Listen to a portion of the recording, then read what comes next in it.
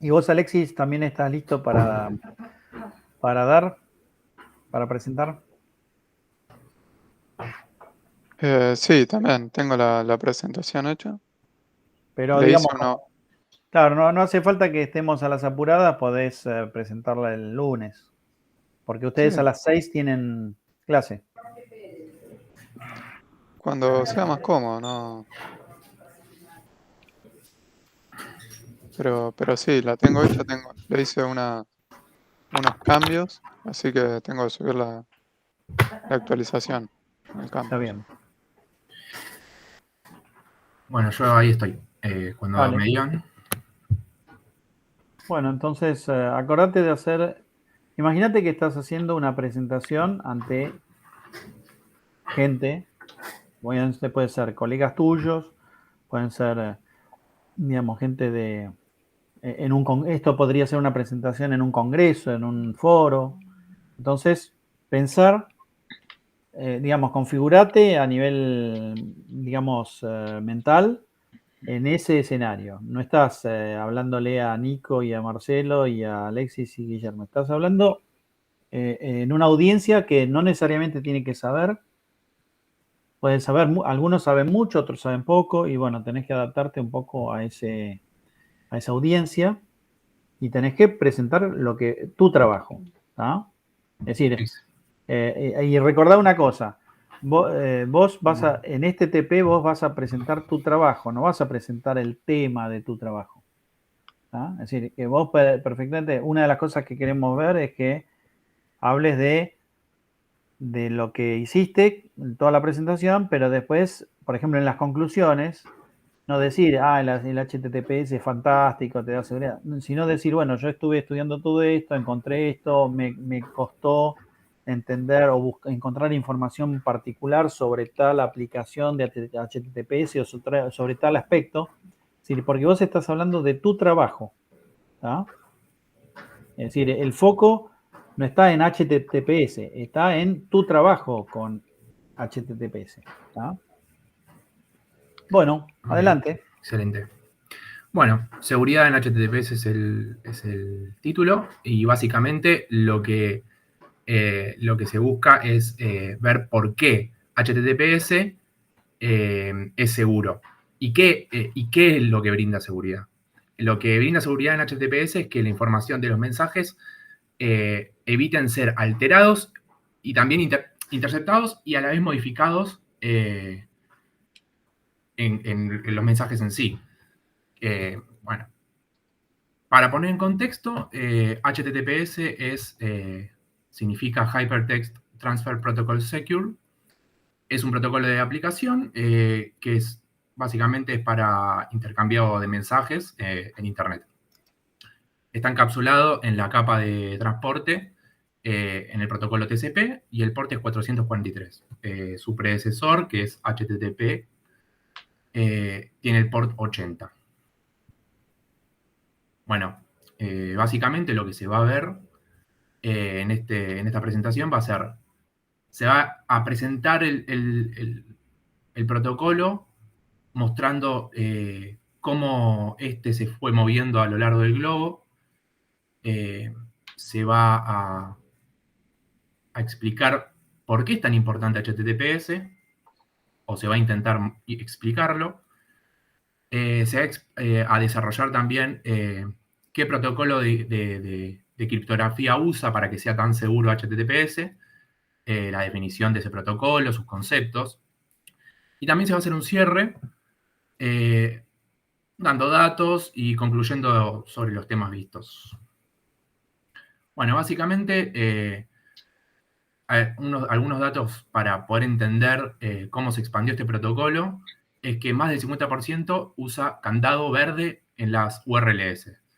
Las URLs es la dirección de la página en Internet, del sitio en Internet, y si tiene candado verde quiere decir que es seguro. Después se va a ver qué quiere decirse con seguro, porque en realidad no es tan así la seguridad. Otro dato importante es que el 100% de los sitios ya admiten HTTPS y se pueden pasar. Otro gráfico que demuestra el crecimiento de HTTPS es el gráfico en Google. Se puede ver en este gráfico, no sé si se puede ver el puntero, pero ya a partir del 2014, más del 50% de los sitios en Google usan HTTPS. Voy a cerrar la ventana porque estoy haciendo mucho ruido. Y los restantes son sitios antiguos. No quiere decir que son sitios que no quieran pasarse a HTTPS. Como por ejemplo la página de circuitos de la facultad, que es antigua, pero no es que no se usa, sino que no se cambia. Esos sitios que son antiguos, como la página de Circuitos 2, muestran un signo de exclamación como diciendo no es seguro. También vamos a redefinir lo que quiere decir seguridad. Cuando vos te referís a los sitios de Google, ¿te referís a los sitios que Google es dueño y da servicio o a los sitios que Google indexa? Los sitios que Google da servicio. Ah, pero la página de Circuito 2, ¿dónde está? No es Google. Ah, listo. No, No es como Google. estábamos hablando de Google. No. Di un ejemplo de Sí. lo que sería antiguo.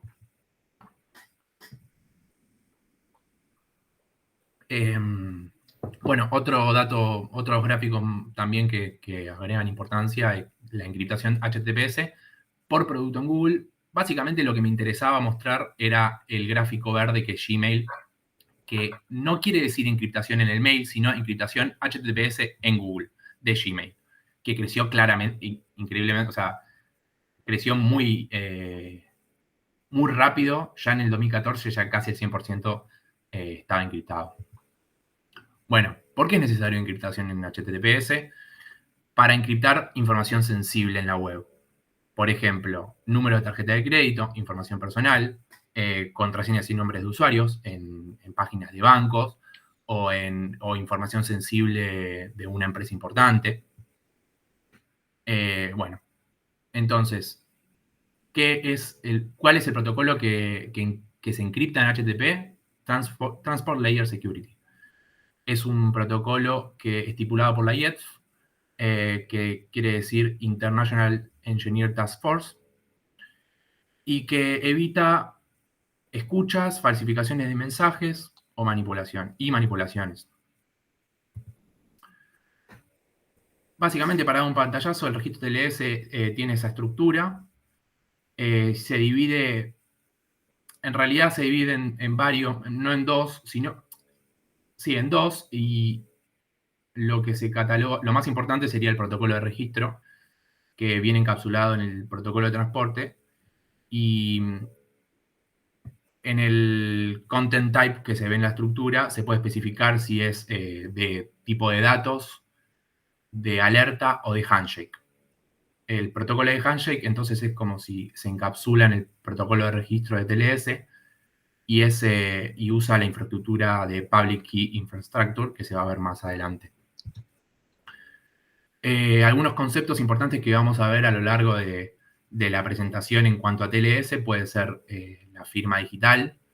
Se va a ver el concepto de firma digital, después se va a indagar en la problemática de man in the middle, después se va a desarrollar lo que es el certificado digital, más que nada su concepto.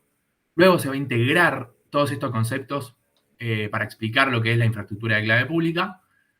Se va a dar un paso en la línea de tiempo para ver la evolución del protocolo y ver algunos de sus algoritmos.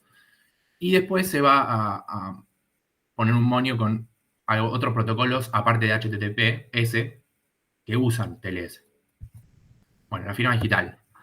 Algunas características de la firma digital puede ser una pseudo-autenticación, que después se va a ver por qué, por el problema de man in the middle.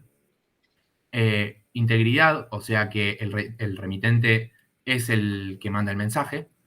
Y no repudio, o sea que el que manda el mensaje es el que manda y el que recibe es el que recibe. No puede negarse ninguno de las dos partes esa acción. ¿Qué significa firmar digitalmente un mensaje? Bueno, los datos o el mensaje que quiere enviar el remitente, lo que se hace es aplicar una función o aplicar un algoritmo a esos datos llamado función de hash. y ese resultado se llama digesto. Luego a ese digesto se le aplica otro algoritmo llamado, se lo encripta con una clave que solo la conoce el remitente, se llama clave privada, y también se genera una clave pública, que es la que cuando se mande ese mensaje llamado firma, eso significa firmar digitalmente un mensaje, el receptor va a poder desencriptar ese mensaje con la clave pública. Este sistema se llama sistema de clave asimétrico y después se va a explicar con más detalle. Bueno, ¿cómo funciona? Una vez que se manda la firma,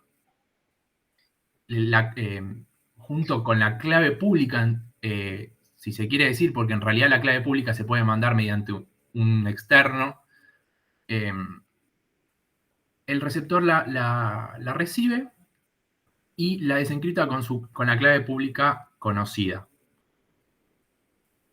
Una vez que obtiene ese digesto, junto también con los datos que va a mandar el remitente, los datos en texto plano, sin firmados, va a aplicar el mismo algoritmo de hash y lo va a comparar con el resultado que le dio desencriptando la firma. Si ese resultado da igual, es porque la firma es válida. Acá se puede decir que está todo muy, muy lindo y puede chequear la integridad del mensaje. Pero no, está el problema de man in the middle o hombre en el medio. ¿Cuál es la metodología?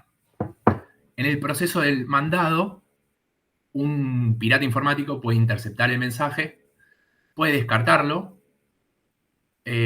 mediante un externo, mediante él mismo puede mandar se puede generar una clave privada, le manda la clave pública al receptor, genera unos datos que son creados por el mismo pirata informático, aplica la misma función de hash, encripta con la clave privada de este agente malicioso y lo envía como si fuese el remitente. Entonces, cuando el receptor lo recibe, no detecta ningún problema. Entonces, ¿cómo se soluciona esto? Bueno, está el problema del man in the middle y la solución sería el certificado digital, que no solo verifica la identidad del propietario, sino que también valida la clave pública y que se cercione de que la clave pública no es de ningún agente malicioso, sino del remitente.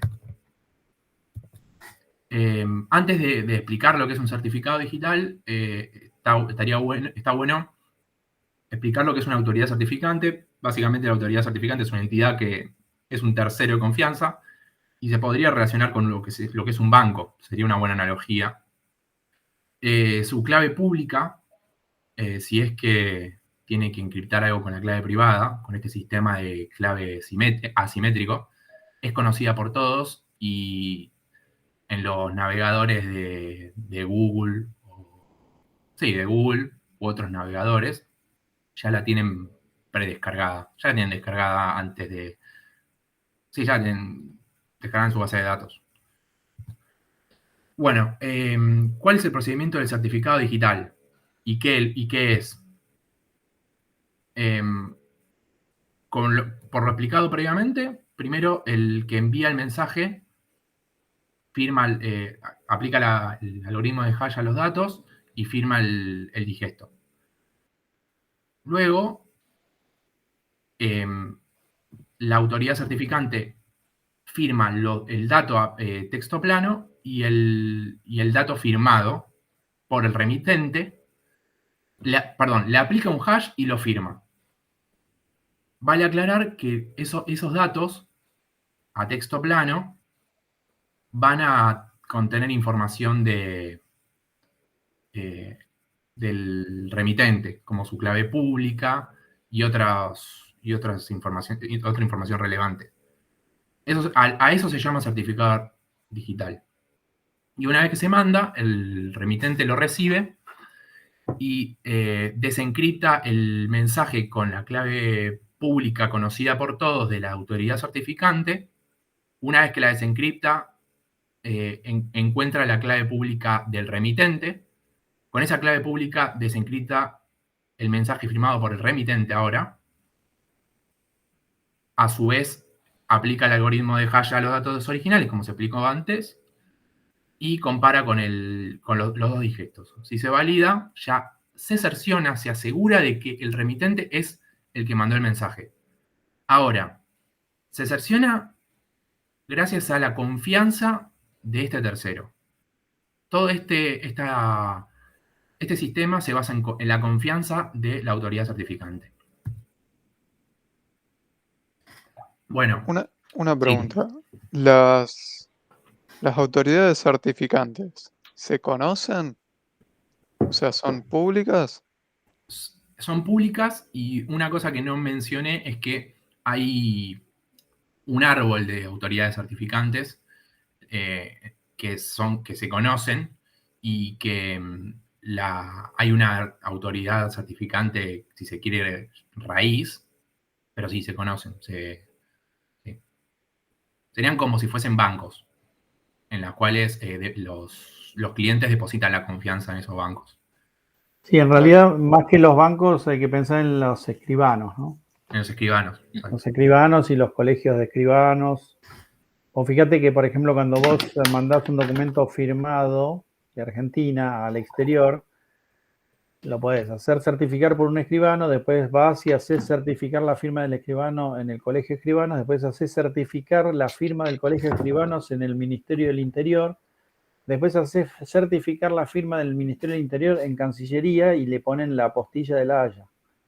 Con eso a dónde va, pueden verificar, el que quiere puede ir y verificar si la firma de la apostilla es la adecuada, porque entonces hay agentes, en todos los países hay agentes que tienen las firmas registradas de todos los firmantes de la apostilla de La Haya.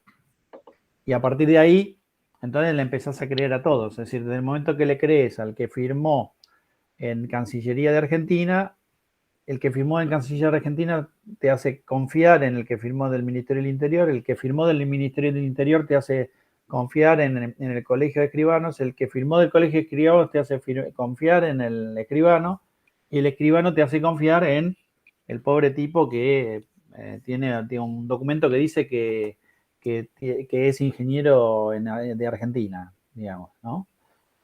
Esa es una cadena de confianza.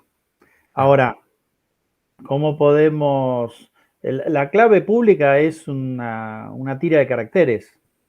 Así que, en realidad, me acuerdo siempre de la primera vez que enseñábamos esto en los años 90 con Alejandro Román, mi ex socio. Y él decía que, en realidad, una forma confiable de conocer la clave pública de una autoridad certificante máxima en Argentina sería escribir la clave pública en el obelisco. O sea, es conocido. Lo que quiere decir es que son conocidos todos. Tallar la clave pública en el obelisco, y entonces todo el mundo tiene que ir y copiarse la clave pública que está tallada en el obelisco. El problema de eso es que, como periódicamente hay que cambiarla, imagínate, estaría el obelisco tallado a más no poder. Y además tendrías que informar porque cuando, por ejemplo, se comprometió, por ejemplo, hubo una filtración y alguien, digamos, obtuvo la clave secreta de la autoridad certificante. Imagínate, eso es un peligro. Entonces, a partir de cierta fecha vos tenés que decir, bueno, a partir de tal fecha esa clave ya no la usamos más. Así que cualquier certificado firmado con posterioridad no tiene validez. Obviamente, ¿cómo hacen para evitar tener un certificado X509 y garantizar que si yo lo genero hoy con una clave secreta, no pueda truchar la fecha? Porque si puedo truchar la fecha, puede hacer creer que se hizo antes del momento en que fue violada la seguridad de la autoridad certificante. Bueno, obviamente todas estas cosas... Es que lo único que tiene que hacer la autoridad certificante es eso, es no perder la clave privada. Claro. Es como lo único que tiene, más o menos. Eso y firmar otro certificado. Pero imagínate, si el RENAPER, viste, parece que perdió 40 millones. Yo pierdo la llave todo el tiempo. Claro, pero bueno, suponete que la llave es la del cofre que... No es lo único que tenés que hacer. Es verdad. Aunque, ojo, Vos confías que no pasa nada porque la llave no dice que pertenece a Facundo Agustín de Marco que vive en tal lugar. Por eso te aconsejo que en el llavero nunca pongas tu dirección. Claro. Porque si alguien la Sí, encuentra, no pero es que te la va a devolver. mucha gente ha perdido el DNI también, fácilmente. Sí. No es algo que al ser humano le modifique mucho, pero sí, de verdad, la llave no dice de dónde sos. Pero bueno, en este caso se entiende entonces el concepto de cadena, digamos, de confianza, ¿no?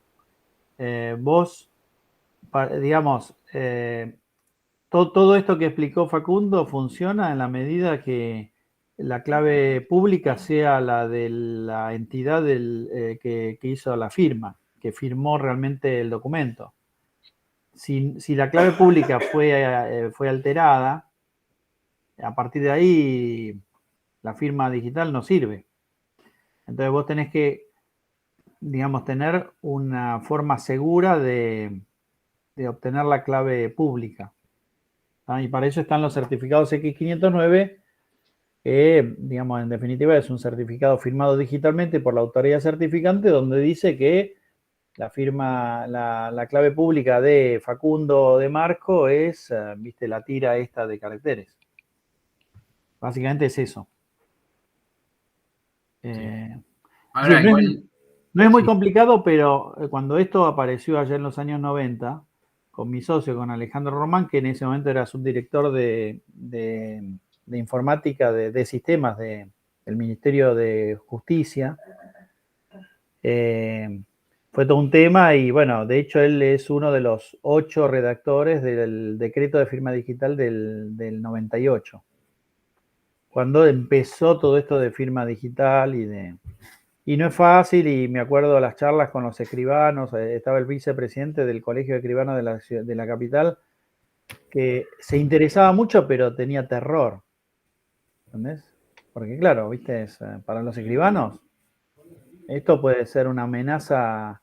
Y después terminaron entendiendo que en realidad el negocio de los escribanos es estar incorporados a la tecnología, porque hoy, por ejemplo, vos podés conseguir una escritura que está firmada digitalmente por tu escribano y que automáticamente tiene la firma digital del Colegio de Escribanos y por ende no necesitas más el papel.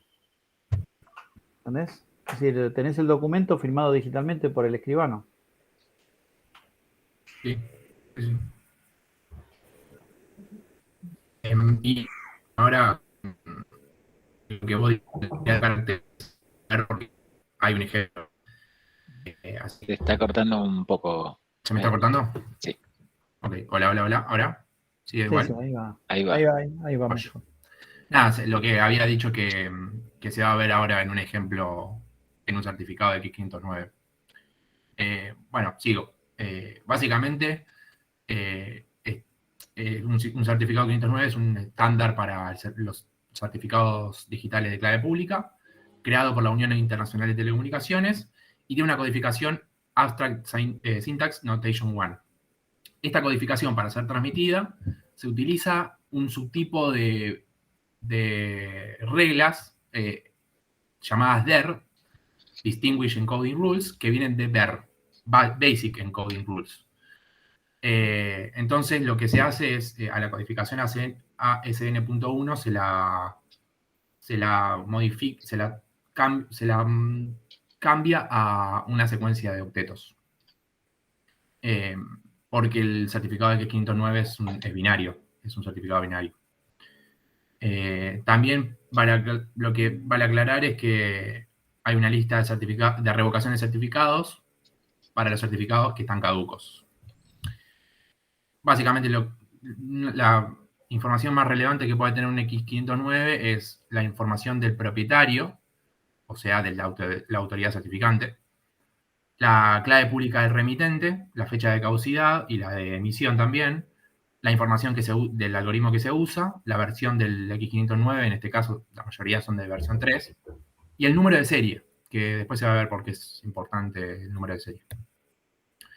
Bueno, acá hay un ejemplo. Lo primero que se puede ver es el bloque de datos y el número de serie.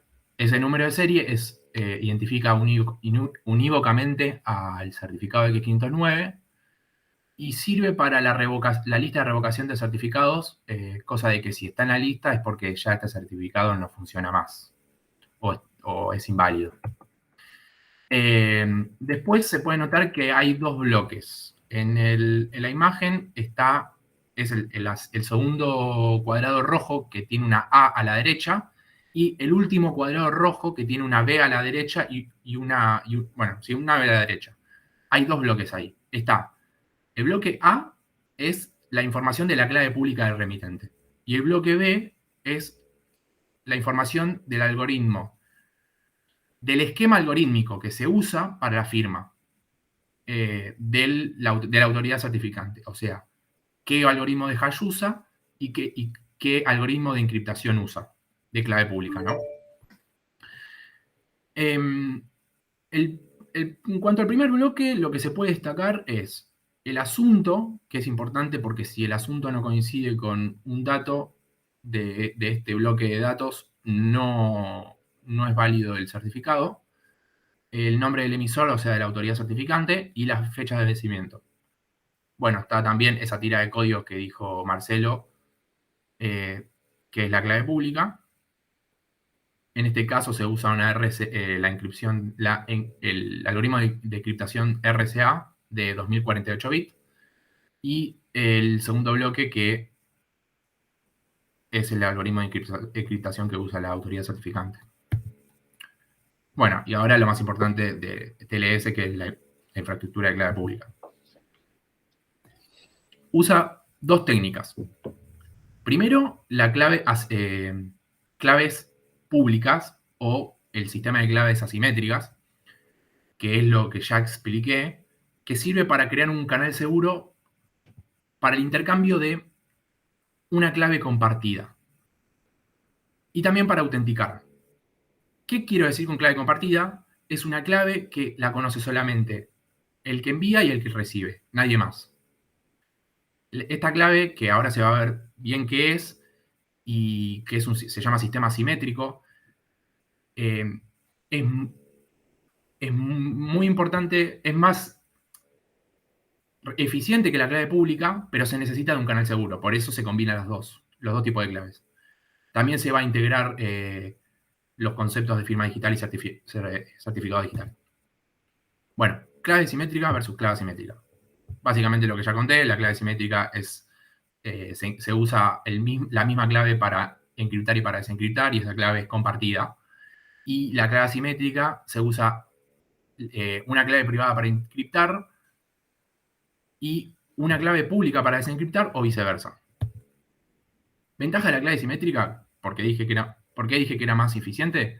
Porque tiene menor tiempo de procesamiento, tiene menor overhead, por ende ocupa menos recursos y es más rápida, por eso menor tiempo de procesamiento, y tiene privacidad, por eso comparte la clave y nadie la conoce. ¿Cómo funciona la clave pública? En realidad ya lo fui contando, pero con esto une los conceptos. Supongamos que un usuario quiere conectarse con Facebook. Entonces, el usuario se conecta con Facebook y solicita la información del sitio. Facebook le envía el certificado TLS, o en realidad mal llamado SSL, ya vamos a ver por qué. El usuario valida si el certificado es válido, o sea, verifica si el certificado es válido, y si es válido, usa la clave pública que se contó anteriormente para encriptar el mensaje. ¿Qué mensaje? El mensaje que contiene la clave compartida, para que nadie la vea, a Facebook. Una vez que Facebook desencripta el mensaje con su clave privada, se fija la clave compartida y ya hacen el intercambio de mensajes con esa clave compartida, solamente conocida por las dos partes. Bueno, evolución del protocolo. Disculpa, Sí. ahí no sé si me perdí algo, justo me mandaron un mensaje. Ahí hay cosas distintas, ¿no? Una es confiar en el sitio Normalmente los certificados de sitio lo que certifican es el URL, ¿no? Sí. Entonces ese es un tema.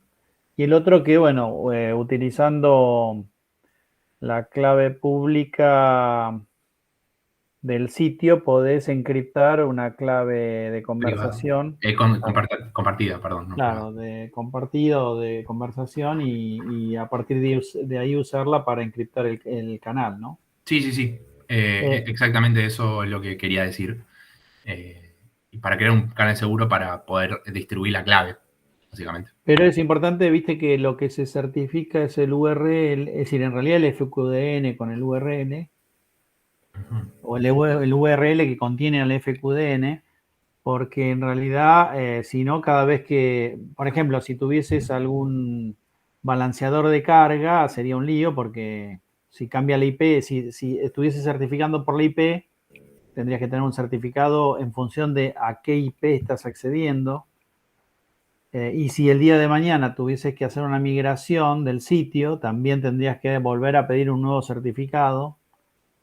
Es decir, que generalmente el certificado está atado.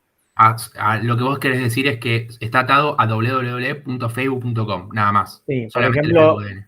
claro, por ejemplo en CNB en algún momento tuvimos el problema y alguien decidió, a mi entender erróneamente, en una época, hace muchos años, todo lo que era Administración Pública Nacional usaba el dominio govar, con V corta. Sí. Y en un momento dijeron, bueno, a partir de tal fecha hay que usar govar con V larga. Pero si vos haces eso, el CNV govar ya no es lo mismo que el CNV govar. Y tampoco sirve, porque si vos ahora resulta que tenés el sitio, entonces decís, bueno, yo tengo un sitio en CNV govar con V larga y hago un redirect al sitio de CNV govar con V corta. Pero igual, el problema es, vos lo que necesitas es cambiar todo. Entonces, para cambiar todo necesitas pedir nuevos certificados SSL. X509 de tu sitio. Es decir, que los certificados, viste, están ligados básicamente a ese identificador, ¿no? Sí. Bueno, un toque al baño, ahí vuelvo. Porque Una pregunta, ¿son caros los certificados? Mira, yo no me acuerdo, en una época costaban algo así como $100, pero hoy no tengo ni idea. igual Hoy son ahora gratis, si querés. eso. Y ahora Sí. después, más adelante, voy a decir que pueden ser gratis. Pero nada, ahí vuelvo y en 2 minutos estoy. Pueden ser gratis, pero están autorizados con ¿cómo es esto? Con una autoridad certificante válida o medio, más o menos. No, bien. Bien. Pero duran 3 meses, 90 días, ponele. Ah, sí. Igual hay digamos, se pueden renovar automáticamente a través de un robot. Sí, igual también esto es como los niveles de usuario en AFIP, ¿vieron? Que tenés distintos niveles y eso depende de la confianza con la cual la AFIP certifica que fulano es quien dice ser en la Sí, que red, tiene ¿no? 1, 2, 3 en No, base viste a... que, por ejemplo, si vos necesitas un nivel muy alto de seguridad en autenticación de usuario, tal vez tenés que llevar documentación y firmar cosas en una agencia. Es decir, no basta con hacerlo todo vía web, con un mail y qué sé yo. Entonces, bueno, los certificados es lo mismo, ¿no? Vos podés tener un certificado, pero la autoridad te dice, bueno, pero ojo, este certificado yo se lo di a alguien donde lo único que puedo decir es que ese alguien tiene tal dirección de mail. Punto. No puedo decir que es Nicolás Matsunaga con tal DNI, que vive en tal lugar, certifico que vive en ese lugar. Es decir, la certificación de la identidad es todo un negocio, ¿no? Depende, digamos, de lo que está en juego. Bueno, continúo. En cuanto a la evolución del protocolo, en 1996 se creó la SSL 3.0, en realidad en 1993 se creó la 1.0, pero era muy vulnerable a ataques. Es la RFC 6101. La RFC es como si fuese un nombre de la IETF para poder linkear el SSL 3.0. Bueno, 3 años después se creó la TLS 1.0 por temas de nombres de registrados, se tuvo que cambiar el nombre. 3 años después porque también era muy vulnerable a ataques. 7 años después se creó el 1.1, en el 2008 la 1.2 y finalmente hace 3 años se subió la nueva versión que es 1.3. En cuanto a la TLS 1.0 y 1.1, hay 2 algoritmos de firmas. Esto está sacado de la RFC. Por un lado, en realidad esquemas de firmas. Por un lado está el algoritmo de encriptación, el algoritmo de encriptación pública, RSA, con los algoritmos de hash SHA-1 y MD5. Y por el otro está DSA con SHA-1, no con MD5. Después se surgió el TLS 1.2. Algunos conceptos a remarcar es que apareció la familia SHA-2 de algoritmos de hash. También le da la posibilidad al cliente de poder elegir los esquemas de firmas. Y también un aspecto muy importante es que, y que no lo mencioné en el TLS 1.0 y 1.1, es la criptografía asimétrica se pasó de DES a AES. DES ahora es un algoritmo muy, muy vulnerable a ataques y ya no se usa más. También se introdujo en el TLS 1.2 la familia EXDA. O sea, ECDSA. Que sería como, es una extensión de DSA, pero con programación elíptica. En cuanto al TLS 1.3, lo que se puede remarcar, que en realidad también están en los otros TLS, es que usan el grupo de estándares PKCS1, que sería Public Key Cryptography, versión 1.5, están en las otras versiones. Se nota que hay nuevos algoritmos que palian a los ataques que fueron surgiendo. También hay que notar que están ya los esquemas de firma están en la estructura y no es que le da la posibilidad al cliente de elegirlos, sino que, o sea, sí, pero ya están armados los esquemas en una misma estructura. En el TLS 1.2 estaban en 2 estructuras distintas. Bueno, RSA versus Diffie-Hellman. Primero, RSA yo dije que es un algoritmo de clave pública que se usa para encriptar. Es un algoritmo de clave simétrica que se usa para encriptar con clave pública y clave privada. Y se usa para crear un canal seguro para distribuir las claves, de claves compartidas para el intercambio de mensajes. Bueno, hay otra manera de hacerlo con Diffie-Hellman. Y lo que consiste Diffie-Hellman es distribuir las claves, pero sin tener que enviarlas por el canal. Entonces, lo que hace es que sea más rápido que RSA. ¿En qué consiste? Breve explicación de Diffie-Hellman. Supongamos que la clave pública es un color. Entonces, tenemos al remitente y al receptor. El emitente y el receptor acuerdan un color común y eligen un color secreto. Alice elige el rojo y Bob elige el aqua. Alice combina al color rojo con el color amarillo, que era el color compartido con Bob, y Bob combina el color aqua con el color amarillo. Eso le dan diferentes colores. A Alice le da naranja y a Bob le da sky blue. Alice le manda ese naranja a Bob y Bob le manda a Alice ese sky blue.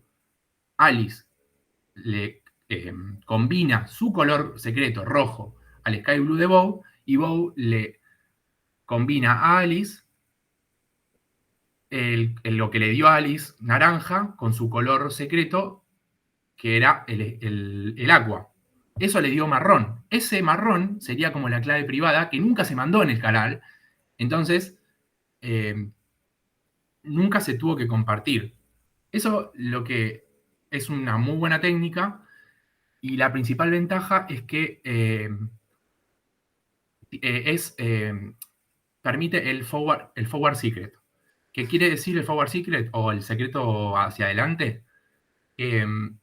Si se conoce alguna de las claves, no quiere decir que se conozca las claves compartidas previamente. Y creo que tiene sentido por la explicación que hice. Bueno, otras comparaciones entre DH y RSA es que los dos son para el algoritmo de clave de la infraestructura de clave pública. El DH no se autoidentifica, el RSA sí, como se explicó en la infraestructura de clave pública. El DH es sensible a ataques del problema de man in the middle. El RSA claramente vulnerable, por eso se surgieron muchas versiones de TLS. Pero el DH lo que tiene es esto del secreto perfecto hacia adelante, y el RSA no.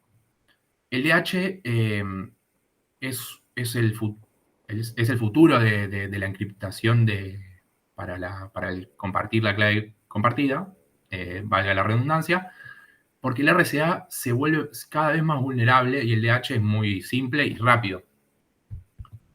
Bueno, otros protocolos que, además de HTTPS, pueden ser el SNMP, que integra el principal objetivo del SNMP, que es la administración con la encriptación de clave pública, pero es para mensajes no muy grandes y para administraciones que no dependan mucho del rendimiento, el rendimiento no sea un problema. Y también está el email, que mediante los certificados SMIME no solo valían al remitente, sino que cifran el contenido, y eso hace que pueda paliarse el tema de spear phishing. ¿Qué es spear phishing? Es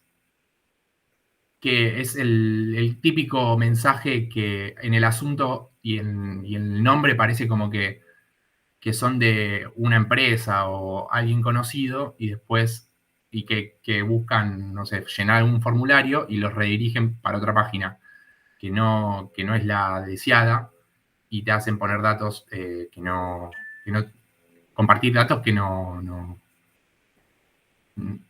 es para algo, es malicioso. Por eso quise hacer hincapié de lo que es seguro, porque ese redireccionamiento de páginas, esas páginas pueden ser seguras, o pueden ser páginas, por ejemplo, que sean maliciosas, que tienen el candado, que comparan un certificado SSL, pero, o sea, que son las que dicen ser, el mensaje es de ese servidor, pero te pueden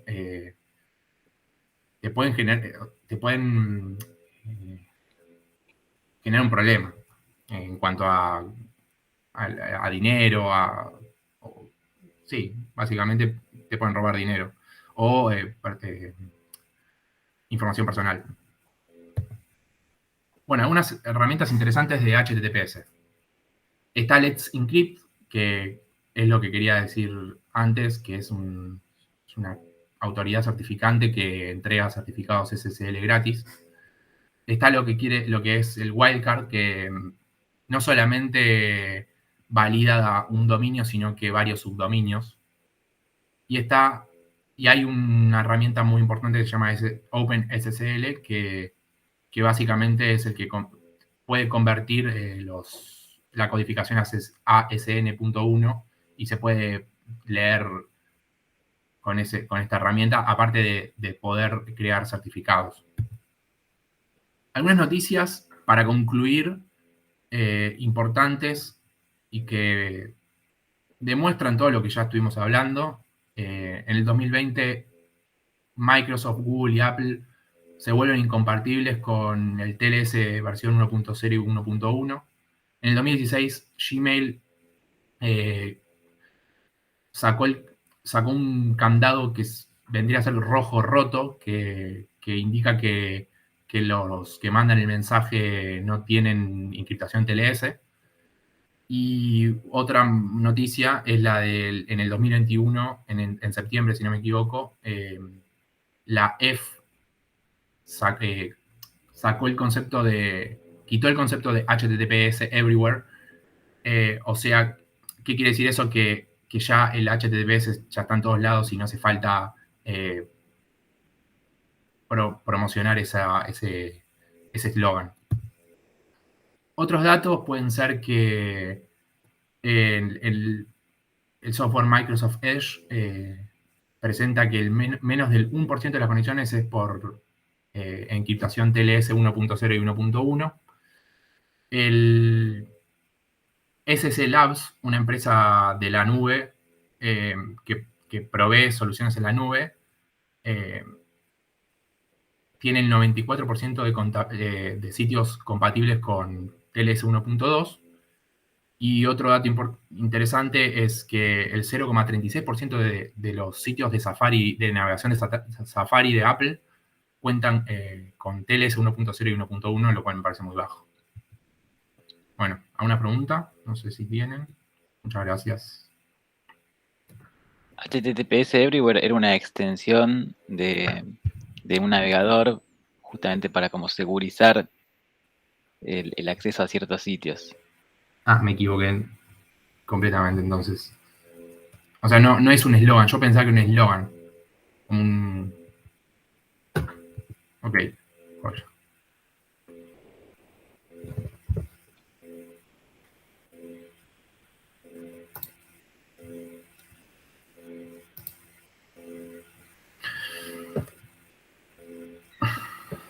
Una pregunta, cuando decías que RCA era inseguro y se está tratando de dejar de usar, ¿eso por qué es? ¿Porque lo pueden romper rápido? ¿Cómo funciona eso?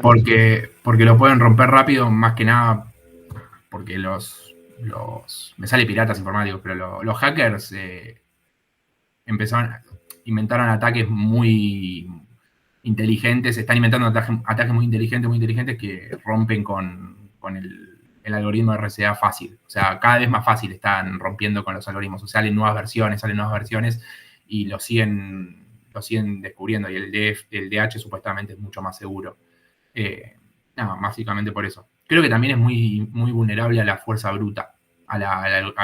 Y es la fuerza bruta. Si con la fuerza bruta te vulneran, ya fuiste, básicamente. Entonces, el DH creo que es mucho más futurista, si se quiere. No sé si te ayudó. Sí, gracias. Yo tenía una cosa de que al principio, no sé, decías en una de las primeras filminas, el 100% de los sitios acepta HTTPS. No sé si... Sí. ¿Eso qué 100% era? O sea, no sé, la que mantenías el mundo... Sí. Paso el dato. Porque, por ejemplo, después tenés el ejemplo de la página de Circuito 2. Claro, pero no o sea, se puede pasar de HTTP a HTTPS, eso es lo que me refería. Que no lo hagan porque son la facultad de ingeniería. Ah, bueno, no. No, pero A entonces, eso me refiero. no, por eso no entendía que bien la filmina esa que decía, como el 100% de los sitios hoy son HTTPS, significa como que son... No, Tienen las claro. dos cosas, no sé, a lo sumo tiene... Claro, no, admiten HTTPS, pero no es que lo son. ¿Pero qué sería admitir HTTPS? Que se pueden pasar a un candado verde, o sea, que se pueden comprar certificados SSL. Porque sería como decir, no, yo puedo aprender polaco, pero bueno, no me puse a aprender polaco. Quizás si Claro. me siento y tengo el tiempo, pero... Exactamente, eso quise decir. No sé, no. Eso quise decir, como que, por ejemplo, si todos los sitios pueden tenerlo. No sé, o sea, siento que tal vez ya desde el comienzo ya se podía y tal vez no es un dato que haga peso. Desde el comienzo del TLS, de los certificados. Ahí había una cosa que no sé si cuando la investigaste no te debe haber surgido, no sé, que es el tema de del virtual hosting y el HTTPS. Que hubiese estado bueno, ¿cómo se llama? Mencionarlo al menos. Porque, viste, como dijo, a ver, Marcelo, en general, los certificados lo que se hacen es se emiten hacia un sujeto que es un FQDN, ¿sí? En el Common Name. Eso, en la vida real, después se termina por DNS resolviendo una IP, ¿sí? Entonces, típicamente lo que ocurre es que vos estableces tu conexión TCP contra un determinado, digamos, IP destino, al puerto 443, y ahí empieza todo el handshake, ¿sí? Y en ese handshake, que, digamos, bueno, ahí en este ATP no, pero en el próximo tendría que estar detallado, es dónde es que presenta el certificado, sus capacidades de cifrado y algoritmos. Ahí presenta su certificado, por ejemplo, el servidor te presenta su certificado. Y dentro de su certificado está el common name. Y una vez que está todo seguro del canal, recién ahí dentro, vos le pasás el request HTTP, donde dice, no sé, por ejemplo, get barra, y después le pasás el header host y decís, quiero acceder a tal virtual host, ¿no? Con el header host. Es decir, en HTTP a secas, lo que tenías es que, gracias a virtual hosting, podías tener en una sola IP pública un montón de sitios. ¿Sí? ¿Por qué? Porque se multiplexaban a través del header host. Pero eso ya pasa con, digamos, recién a nivel protocolo HTTP, pero el protocolo HTTP no ocurre hasta que está el canal segurizado en HTTPS. Entonces, eso fue, y digamos, en la historia, en la evolución, fue un problema inicial porque eso rompía esa multiplexación, porque vos, por ejemplo, querés ir a un determinado sitio y el certificado de quién te presenta, de cuál de todos los sitios tiene, si vos todavía no le pasaste ningún dato.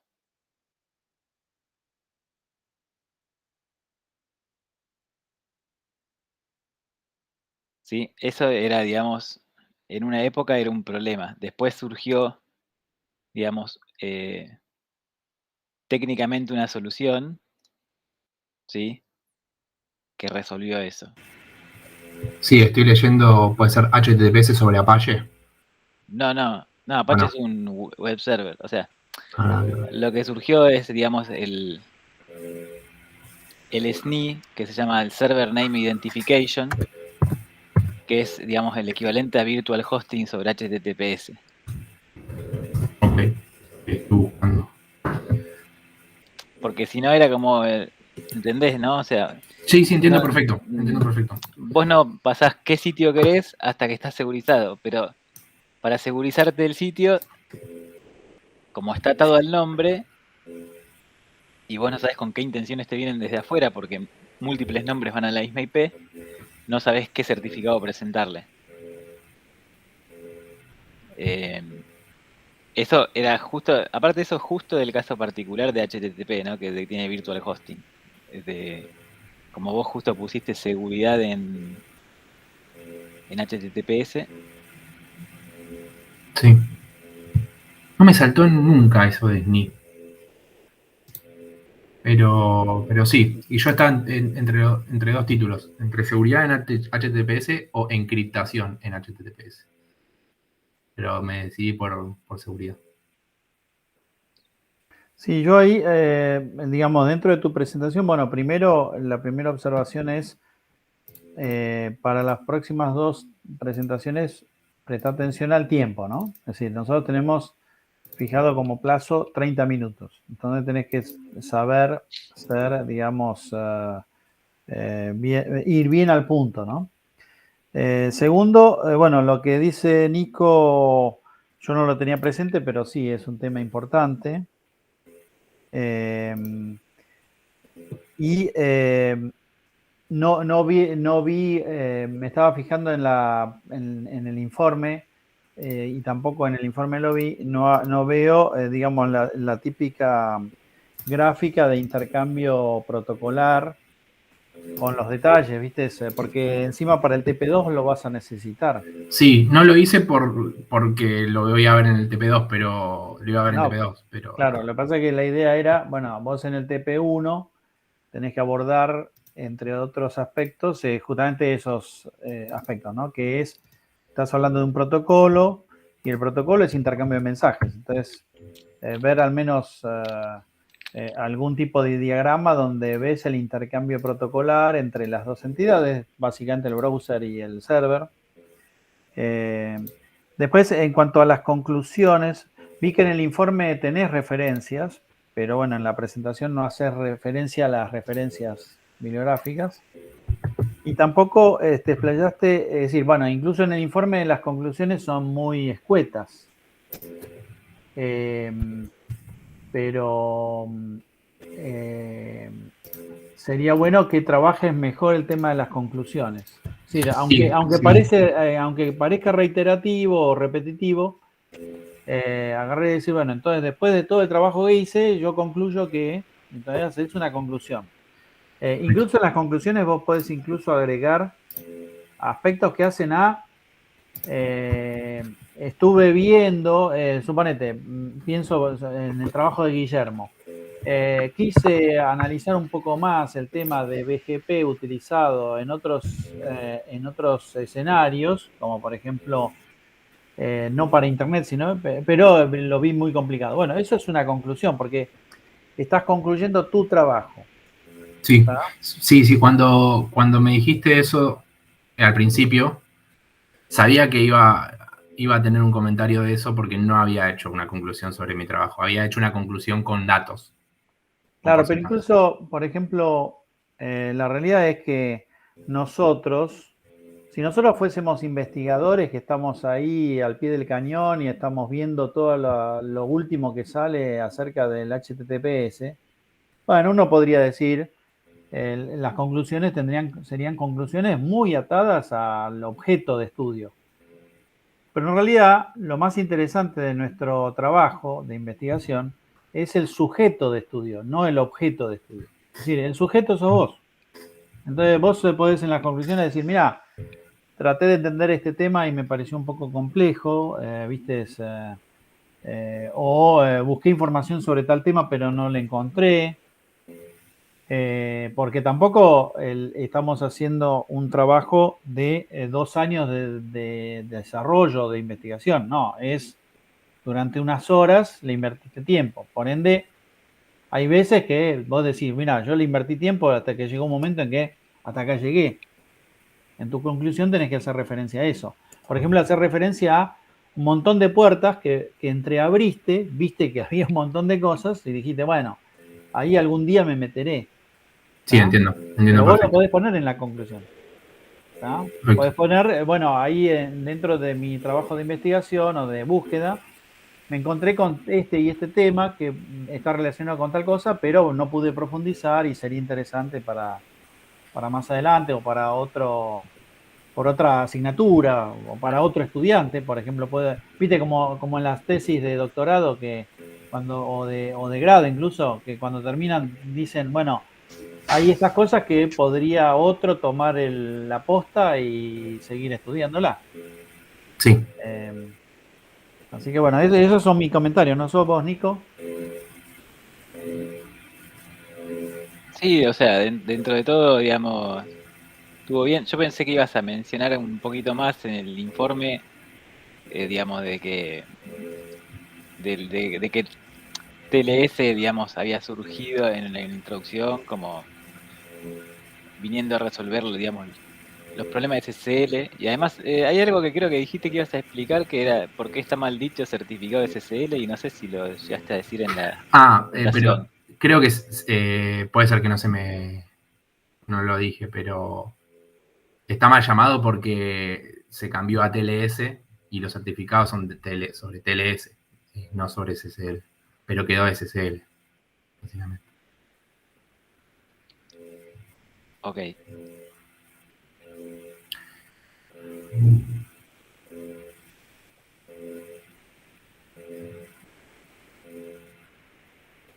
Bueno, no sé, yo lo que te diría es, Facundo, toma un poco lo que te dijo Nico de lo de SNI, pegale una búsqueda, ¿viste? Y agregalo al informe y a la presentación, como para completarlo. Y bueno, yo creo que con esto bastaría, ¿no, Nico? Sí, sí, sí. ¿Eh? Y ya seguí trabajando sobre el TP2. Genial, ¿Eh? genial.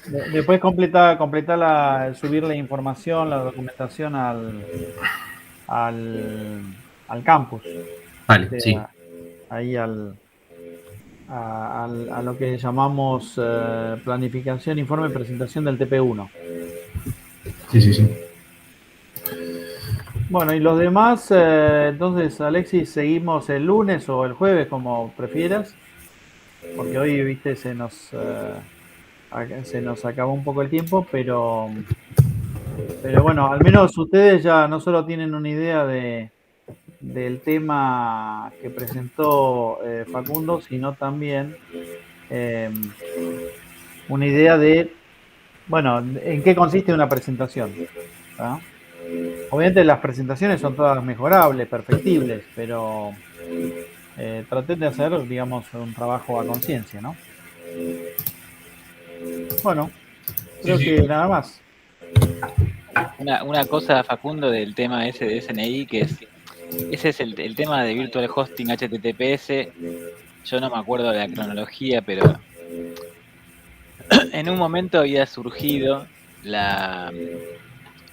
como parche que en los certificados X509 se pongan múltiples sujetos, ¿sí? O sea, hoy típicamente uno pone un common name, pero le habían agregado como atributos el subject alternative name, y entonces los que, digamos, hacían un certificado para un sitio con virtual hosting, a veces ponían, no sé, los N, digamos, ¿cómo se llama? FQDNs ahí, y era la manera de decir, bueno, che, ¿alguno de todos estos le pega? Sí. O sea, bueno, entonces era como la manera, Sí. digamos, para Eso del alternative name estaba en el TP y lo saqué porque. Pero eso es totalmente distinto porque eso es parte del certificado Sí, sí, entiendo, entiendo. y lo otro es una parte del protocolo que dice, yo quiero hablar seguramente contra tal hostname. Y entonces va y te presenta el certificado que corresponde a ese hostname. Y después todo sigue como, digamos, el curso natural, ¿no? Sí. Como, o sea, pone el paso de la multiplexación antes, digamos, de que aparezca en el request, ponele de HTTP, que ya está cuando está todo segurizado, Perfecto. con el header host. Antes del handshake, por ejemplo. Sí, Excelente. sí, lo tiene que poner al principio para que le presente el certificado que corresponda. Excelente. Bueno, le pego una leída a eso y lo agrego. Bueno. Sí, en parte pensaba, viste, es lo que decía Nico. Sí. Uno de los inconvenientes de tener un certificado de servidor que incluya varios FQDNs es que los FQDNs pueden pertenecer a sistemas autónomos totalmente independientes, porque están todos corriendo en una plataforma de virtualización de un proveedor. Entonces tampoco es muy interesante esa solución. Esa solución era interesante cuando yo tenía una empresa y en esa empresa teníamos varios sitios, pero todos sitios vinculados a la empresa. Pero cuando vos ya tenés que un servidor web le da, digamos, servicio a distintos clientes, no le puedes obligar a cada cliente a no, en el certificado decir que te agreguen también, viste, tales y tales FQDNs. Es decir, es súper desprolijo. Un lío, sí. Así que bueno. Bueno, Bárbaro. vamos hablando por el TP2 y perdona a los chicos que me explayé demasiado, me parece. No, bueno, pero lo mismo le va a pasar a ellos, no te creas que vas a ser el único. Sí, sí. Pobre Alexis, me parece, porque encima también creo que la presentación lo hizo a la par mía y ya la debe tener cocinada la presentación. Pero bueno. Está bien. Bueno. Bueno, bárbaro. Así que, bueno, buen fin de semana, nos vemos el lunes. Alexis, yo si querés te hago un comentario así, por si le querés pegar una repasadita.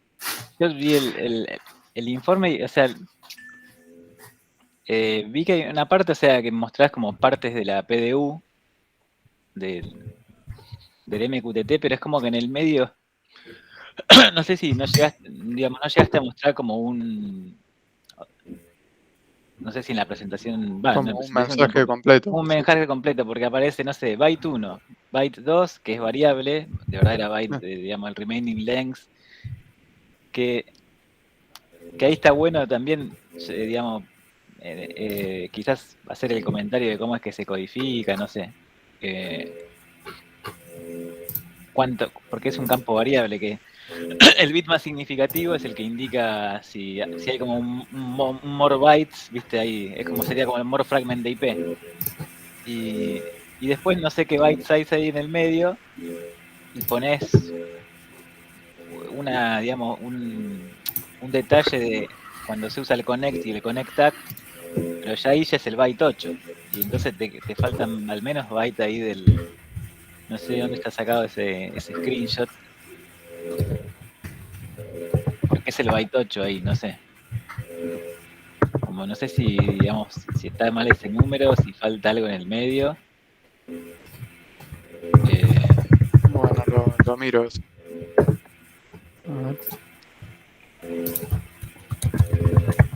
Por lo menos, digamos, supuestamente abogando de que el MQTT era un protocolo que quería ser liviano y quizás, digamos, por ser liviano un poco más sencillo, poner de ejemplo alguna PDU de esas.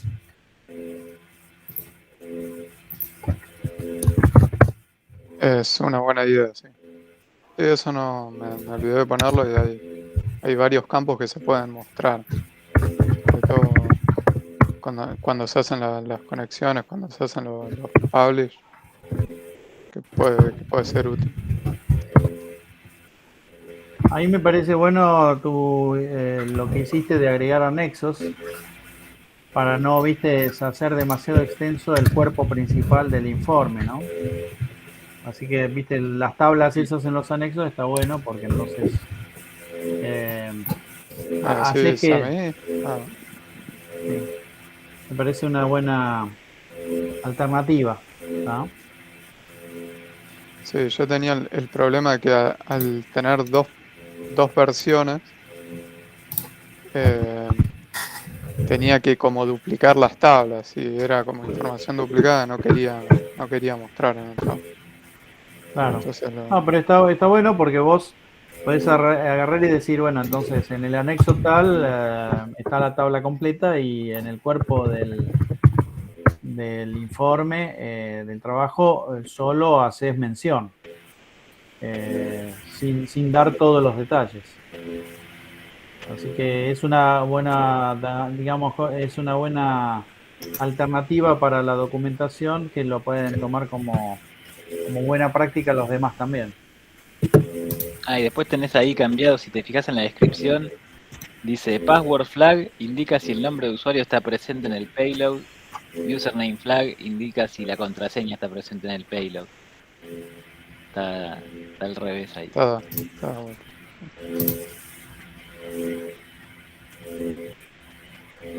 Bueno, bárbaro. Yo si quieren seguir, sigan. Yo me tengo que ir a una reunión, pero creo que por lo de hoy, al menos me parece que estuvo bueno. Así que, Facundo, a cerrar bien el tema del trabajo que hiciste y a ponerle las pilas al GP2. Dale. Y vos, Alexis, prepara todo para el lunes. Y otra cosa que quizás, si bien quizás puede estar en el anexo, que es vos, no sé, en un momento presentás un ejemplo de, no sé, cubo S2, y entonces están los mensajes pubrec y pubrel, y viste, como que estaría bueno poner o pubcom, qué significa, digamos, entre paréntesis, la primera vez que decís pubrel, digamos, rel de que es de release y comp de complete, o esa, digamos, hacer esa, Sí. digamos, para que se entienda, ¿viste? El nombre del mensaje, no sé.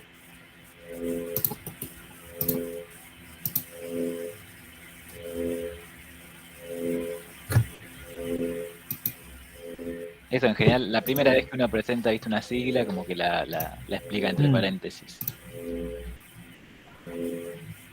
Pero bueno, no, es eso. Bueno, yo los dejo, que me están ya esperando en la reunión, pero nos vemos el lunes. Dale. Dale, yo también me retiro porque tenemos esperen. la clase de legal, así que... Esperen que voy a terminar de grabar. ¿Vos, Guillermo, tenés alguna consulta? No, Nico, gracias por el video, estuvo bueno, ahí me lo vi. Y nada, avanzo, creo que ahora estoy un poco más ubicado. Cualquier cosa